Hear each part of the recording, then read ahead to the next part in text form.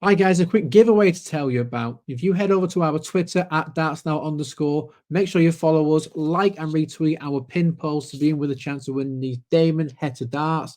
We'll pick the winner next Tuesday, and also at the same time, make sure you subscribe and comment on all the videos we'll be doing in Dortmund at the European Championship for a chance to win these Dave Chisnell darts. Good luck, guys. Daryl, many congratulations. Fabulous performance in beating Josh Rock. It looks like you enjoyed it up there. How would you sum it up? Well, I mean, he took over the #1 spot for me last week, and I thought to myself, if I could win this game, I'd maybe go back above him, but I never really looked that much into it. But no, Josh is a great player. What he's done in the last 2 years, him being here, is great. He's a breath of fresh air for all the dart players and the PDC. But yeah, no, just glad to get the win over him, to be honest. I didn't care if it was 6-0 or 6-5. Just glad to get the win. You touched on that ranking for the #1 Northern Ireland player. After being there for so long, did it hurt a little bit to be dethroned, or did it give you extra motivation again? No, honestly, it didn't. I thought the way he was coming at me in the rankings, and I never look at the rankings, and I did this year. I said, "This is you in our taxi," and I said I looked at the people not on the world rankings, but on the Pro Tour rankings. I found myself, I need to catch myself on, I need to waking up, and I have did that. But for how good Josh has done, and I'm only starting to come back to myself. I mean, last week, what is this, 10th month, so 20 months. I mean, I was horrible in COVID. But yeah, no, I was glad they hold them off for that long. But yeah, I mean, I was determined tonight to win. I know Josh is a great player. I think I've seen the averages there. He averaged 100. I averaged 98. He missed a couple of darts to double. I didn't. So sometimes you need a wee bit of luck. And I did get that tonight whenever he missed doubles. But I think I was like, I mean, Josh is a great dart player and he's a fan, kind of thing. I'm sorry to say that, and if Josh is watching that, I'm so sorry to say that. So he was more, I thought to myself, whenever we start off the game, I thought, right, he loves me. And I thought, yeah, don't laugh that much. It's not like a dating site. But yeah, no, I thought to myself, if anything's going to go my way, I need to hit him hard. And if he is going to miss doubles, he's going to miss doubles at the start. And then I need to capitalise on that, and that's how the game worked out. But yeah, I'm not going to sit here now and gloat on it and say this and that about Josh. Josh is a great dart player. I think through time, if he keeps on doing what he's doing, keeps on going where he's going, I think he could be a major winner, a Premier League player. But yeah, I'll just keep on doing back and forth at 37 years of age. So I'll keep on trying, keep on knocking on the door, and keep on closing it on me. But yeah, no, I'm quite happy with the win and how the years went. A good year for me now is to qualify for the Grand Slam. You touched on that year to date so far. It's been more you, what we expect, the player that got into the top 4 in the world, the guy that played in the Premier League. We saw you back hitting 9 darters on the Pro Tour again.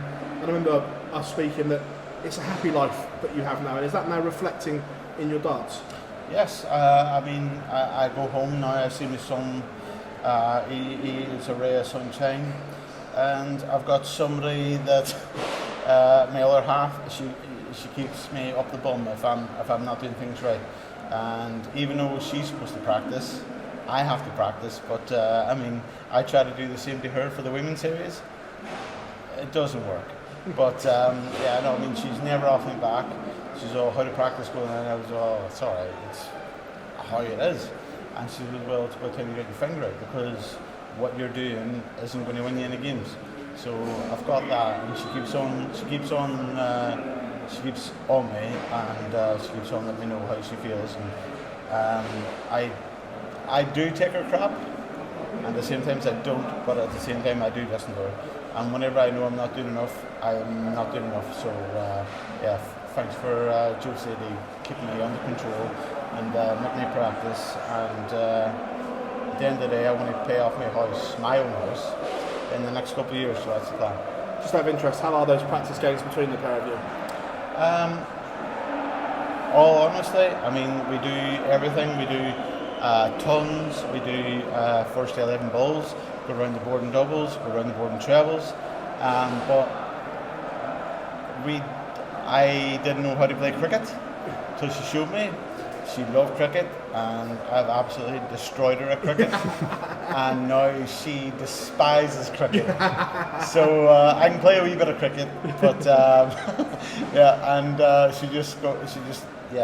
she's not a fan of me whenever we play cricket, even though she taught me how to play it. Daryl, many congratulations, mate. Cheers, pal. Thank you very much. Daryl, it's yet another great performance in a catalogue of great performances this year. What is it about this year that you've changed to get back to the Daryl Gurney of old?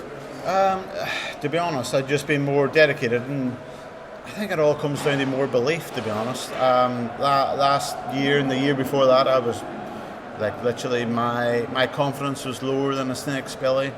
And then I've had a couple of words with some people, and I've got my confidence back up. I got the belief back, which is more than anything. I've got more belief now than I did whenever I played in the Premier League all them years ago. I mean, you boys watch the darts, and I feel like I'm a better player now than I was then. But at the same time, whenever I was playing my best then, we didn't have the connect, so we couldn't tell me averages.